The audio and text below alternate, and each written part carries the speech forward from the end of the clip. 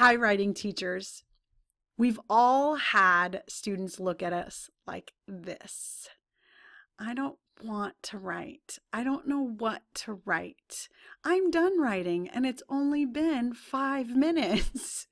And as teachers and human beings, our first reaction is to give them the teacher look.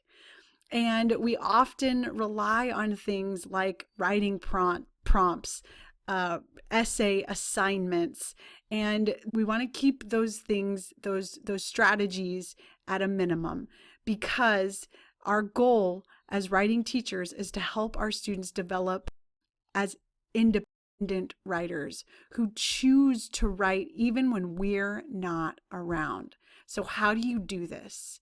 Let's get started.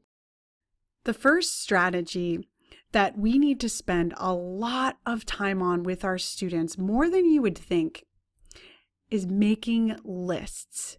Students need the opportunity to make lists of people in their lives, places, favorite things to do outside of school, favorite things to do inside of school, first times they've experienced things, last times they've experienced things, times they've realized things about themselves. They need that chance to generate lots and lots of ideas, pages of lists, and not just at the beginning of the year, in the middle of the year, and at the end of the year for your other units as well. Students need opportunities to orally story tell. If you're in a narrative unit, have those conversations.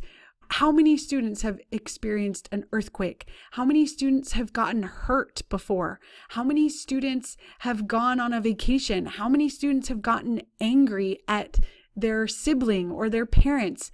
Every one of your students has had these experiences, and you really want to have that time to tell those stories out loud.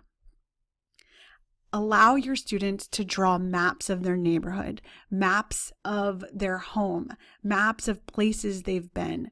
Drawing pictures and diagrams really gets the mind flowing and gives students opportunities to come up with even more ideas beyond their lists. Set stamina goals as a class and for individual students. Students need to be aware of how long they are able to write without stopping. And lastly, make sure that you create charts.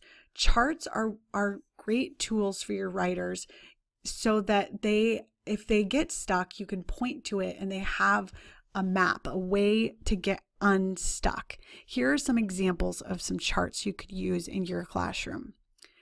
This is a chart that I put up in my classroom, and it has lots of ideas for students if they get stuck.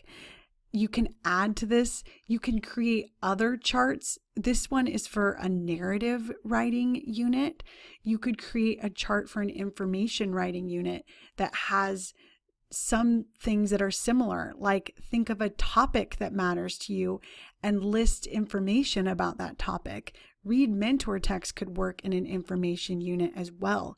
Create a map of or a diagram of a skateboard or a map of a skate park. So these lists or this chart could work in other writing units as well. The first time you learned about blank, the last time you heard about blank, whatever the information topic is. Here's another chart that I like to use in my classroom, and this definitely it helps students to realize that writing is a habit. And if you want to become an effective writer, you need to make a habit out of it. And so does the teacher. So I think teaching these types of skills in the writing workshop day, it's very, very valuable, not just to teach the skills, but to teach the habits and the lifestyle that writers live.